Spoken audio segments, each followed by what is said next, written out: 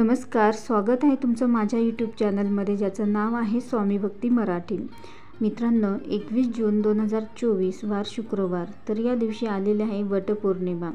तर आपल्या पतीच्या दीर्घायुष्यासाठी आणि सुखी वैवाहिक जीवनासाठी वटसावित्रीचे व्रत हे केले जाते।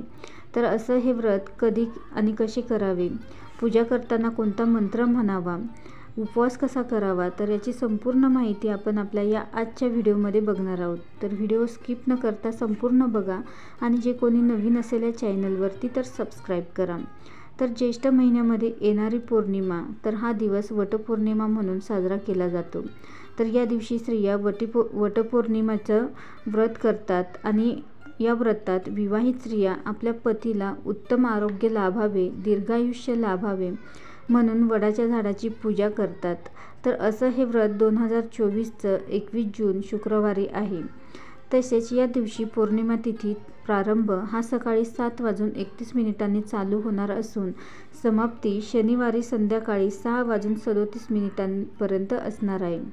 वटपौर्णिमेचे व्रत हे 21 तारखेला करायचे आहे आणि पूजा ही वडाच्या झाडाची आपल्याला 21 तारखेलाच करायची आहे। तर या व्रताचे महत्त्व काय, तर पतीच्या दीर्घायुष्यासाठी पत्नी वटसावित्रीचे व्रत करते।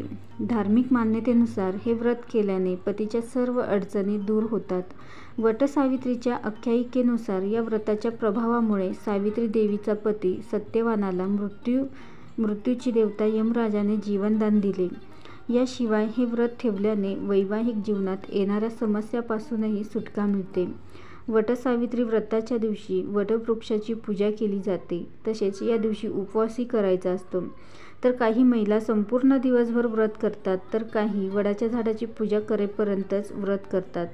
तर या उपवासाला तुम्ही उपवासाला चालणारे सर्व पदार्थ खाऊ शकता।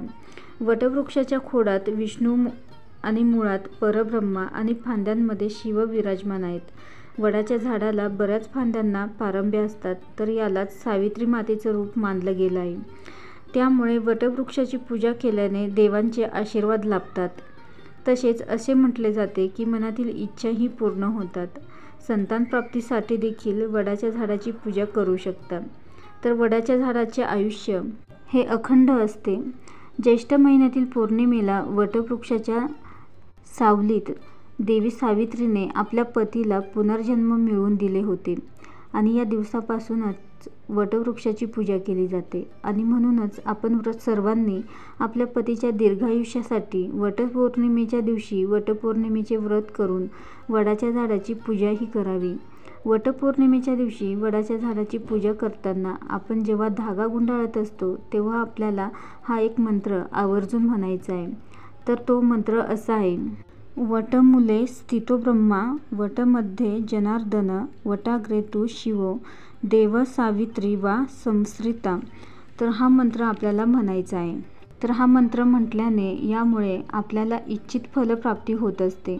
ज्येष्ठ पौर्णिमेच्या दिवशी व्रत ठेवणाऱ्या महिलांनी सकाळी लवकर उठून स्नान केल्यानंतर व्रताची सुरुवात करावी। तर या दिवशी पूजा करावी, वडाला फुले पाणी अर्पण करावे आणि पतीच्या दीर्घायुष्यासाठी प्रार्थनाही करावी। तर 21 जून 2024 वार शुक्रवार। तर या दिवशी आपल्या पतीच्या दीर्घायुष्यासाठी आणि वैवाहिक सुखी जीवनासाठी तुम्ही हे वटसावित्रीचे व्रत करू शकता आणि त्यासोबतच वडाची पूजाही करू शकता। हिंदू धर्मामध्ये वडाच्या पूजेला विशेष महत्त्व आहे। व्हिडिओ आवडला असेल तर लाईक करा, कमेंट करा, शेअर करा आणि सबस्क्राईब करा। श्री स्वामी समर्थ।